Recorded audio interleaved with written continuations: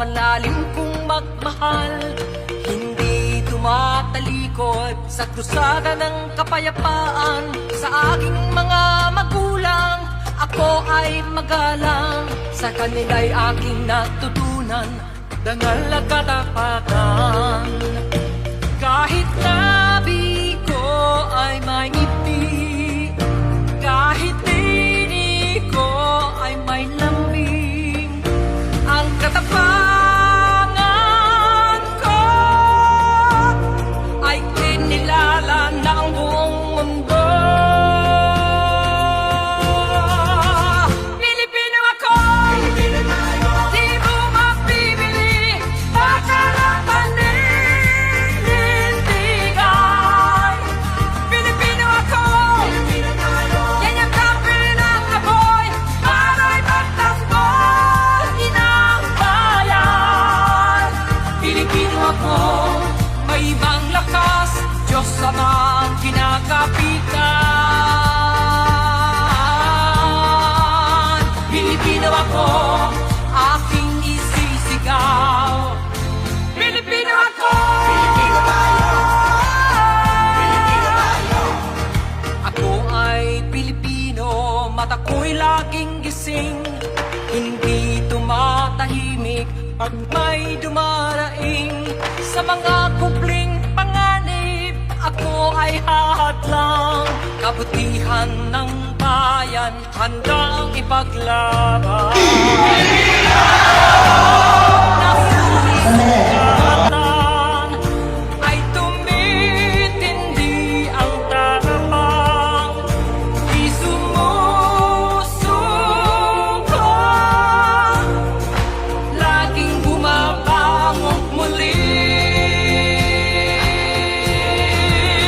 Pilipino ako, Pilipino tayo, di mo mapipili, baka lang panindigan. Pilipino ako, Pilipino tayo, yan yung kape ng apoy, para'y pagtanggol, inang bayan. Pilipino ako, may ibang lakas, Diyos Ama ang kinakapitan.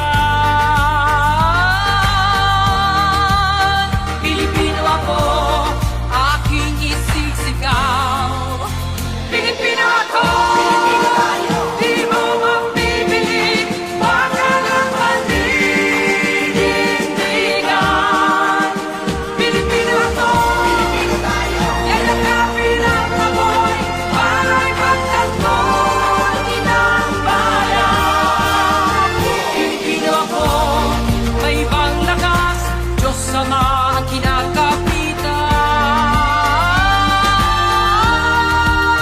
Pilipino ako, aking isisigaw.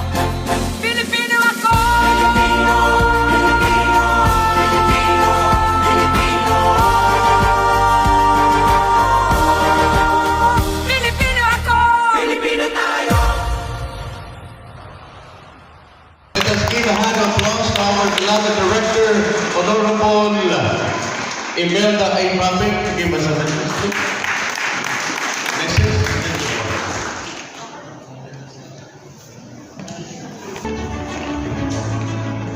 We are honored and proud to have with us one of the most outstanding performer in the Philippines, the one and only,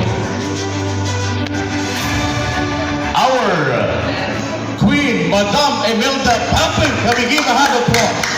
Okay, so Ambassador for Peace, Universal Peace Federation, NGO ECOSOC under the United Nations.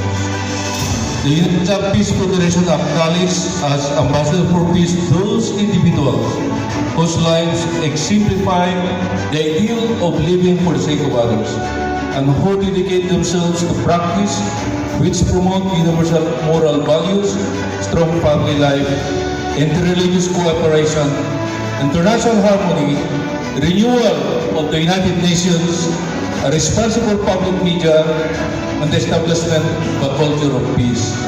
Transcending racial, national, and religious barriers, the Ambassador for Peace contribute to the fulfillment of the hope of all ages a unified world of peace wherein the spiritual and material dimensions of life are harmonized.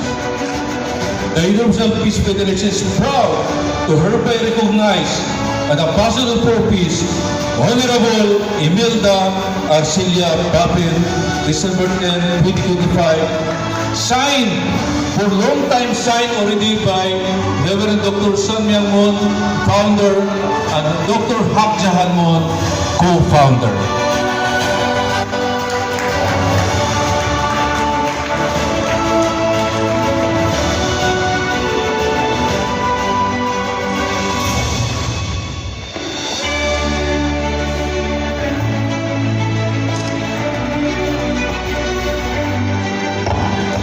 Daming saya na po ni Madam.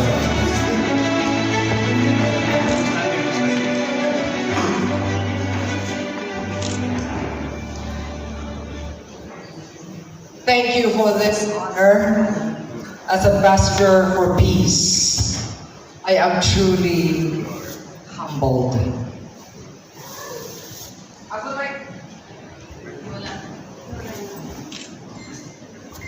I would like to share this award or recognition to each and every one of you who supports and believes in the work of peace.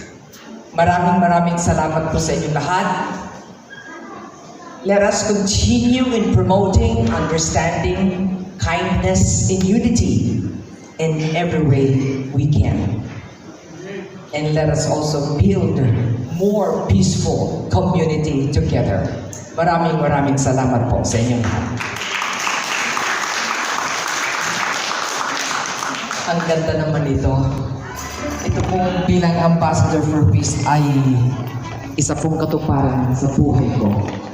Maraming salamat po.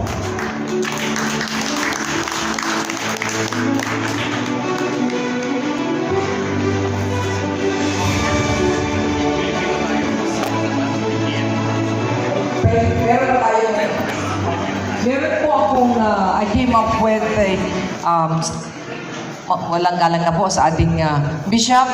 Thank you very much. Palapakan po natin ang ating Bishop Romel Maraya. Malakas po dyan. Paguna po sa Panginoon. Palapakan natin ang Panginoon. Everybody say amen.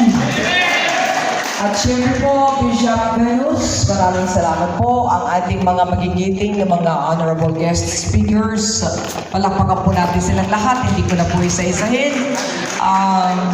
Syempre, yung laging nagtatanggol sa akin, ang aking kaibigan na parang kapatid, Attorney Candy Rivas, palakpakan din po natin. Sister, thank you.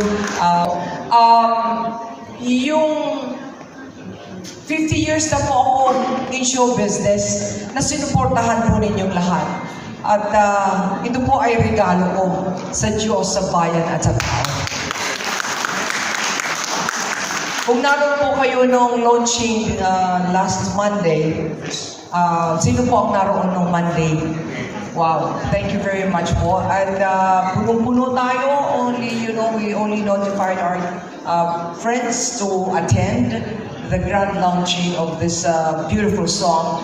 Sana ito po ay tumanim sa puso po natin. Kasi ang mga kanta ng Imelda Papin, puro po mga, pag-ibig, di ba? Selusan, kaliwaan, all these songs, no? Isang ligo pag-ibig, kung liligay ka sa piling ng iba, marasa ka ng galing kagabi, sa big laksin, and so forth. Ang dami po, pero ngayon ay meron din po akong awitin para sa Diyos. Bilang pasasalamat. Pag ngayon po, pinagdasal ko po ito, we collaborated with Mondo Rosario, yung composer po ng Isang Linggo Pag-ibig. At napakaganda po ang labas ng song na ito. We came up with the song before po yung mga nangyaring medyo hindi nakakaintindihan ng ibang mga Pilipinos. So talagang siguro destined. Ito po ay nakaguhit siguro na talagang ito ay lalabas ngayong panahon na ito, nung Monday. Dahil talagang may calling po tayo, bawat isa po sa atin, na ilabas po natin ang damdamin natin bilang isang Pilipino mapagmahal, matyaga. at gustong magkaisa para sa Diyos, sa bayan at sa inyo pong lahat. Maraming salamat. I want you to listen to this and put it in your heart habang kayo po ay nakikinig. Music please.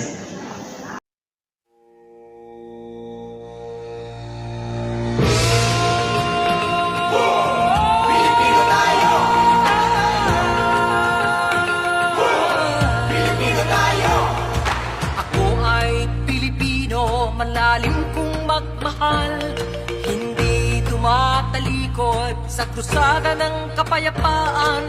Sa aking mga magulang, ako ay magalang. Sa kanila'y aking natutunan, dangal na katapatan. Kahit labi ko ay may ngiti, kahit tinig ko ay may lambing, ang katapangan ko ay kinilala ng buong mundo. Pilipino ako, di mo mapipili, baka lang panindigan. Pilipino ako, yan yung kapil ng apoy, para'y magtanggol, inang bayan. Pilipino ako, may ibang lakas, Diyos Ama ang kinakapitan. Pilipino ako, aking isisigaw. Pilipino ako! Pilipino tayo! Pilipino tayo! Ako ay Pilipino, mata ko'y laging gising. Hindi tumatahimik pag may dumaraing. Sa mga kupling panganib, ako ay hahadlang. Kabutihan ng bayan, handang ipaglaban. Nasusugatan ay tumitindi ang tapang, di sumusuko, laging bumabangon muli. Pilipino ako, di mo mapipili, baka lang panindigan. Pilipino ako, yan yung kapil ng apoy, para'y pagtanggol, inang bayan. Pilipino ako, may ibang lakas, Diyos Ama ang kinakapitan.